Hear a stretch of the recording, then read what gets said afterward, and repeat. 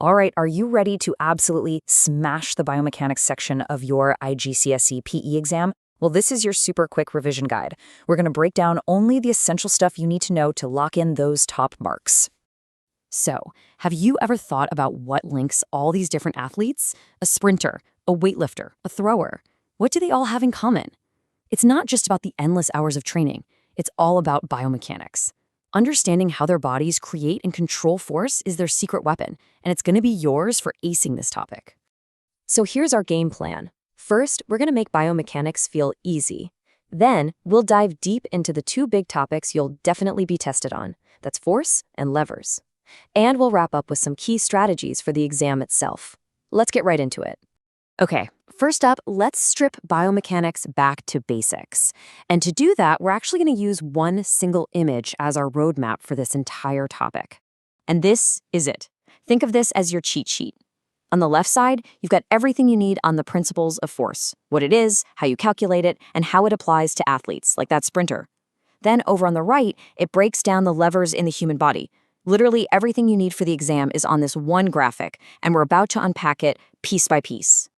Right, let's jump into our first major topic, force. This is the fundamental push and pull that is behind every single movement you see in sports.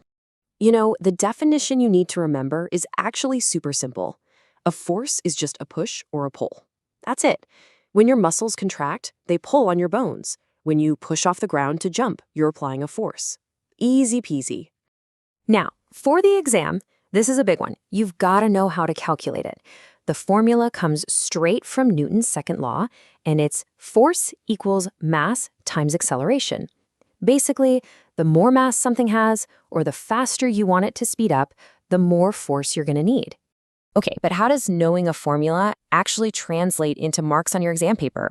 Let's look at a classic exam question that, trust me, comes up all the time. Let's talk about the sprinter. This is such a classic example for a question on forces.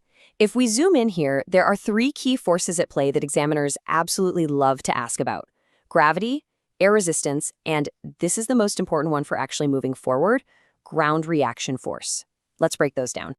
So here's the deal. For a big, juicy 6-mark question, you need to know exactly what each force does. You'd explain that gravity is what pulls the athlete down towards the ground. Then you've got air resistance, which is the opposing force trying to slow them down. And finally, ground reaction force, which is based on Newton's third law, is the force the ground pushes back with, and that's what shoots the sprinter forward. Get those 3 points down, and you are banking marks. All right, let's switch gears and move on to our second key area, the body's lever system. This is all about how your skeleton and muscles actually use the force we just talked about to create every movement, from something tiny like nodding your head to a really powerful kick.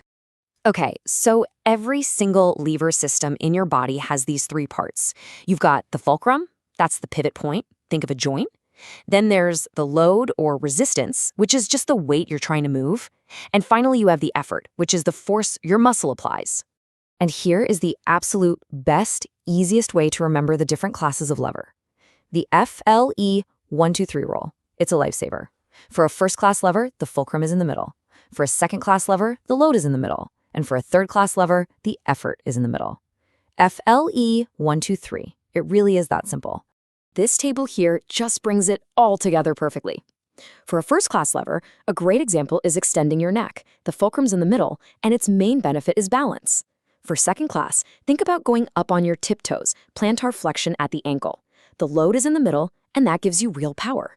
And then you have the most common one, third class, which is like flexing your elbow. The effort is in the middle, which gives you amazing speed and a huge range of motion. Make sure you know these examples and their benefits. Okay, home stretch now. Let's focus on what you need to do to absolutely nail these questions when you're sat in that exam hall. Look, if you take just one thing away from all of this, let it be this. Simple biomechanics really boils down to just these two ideas.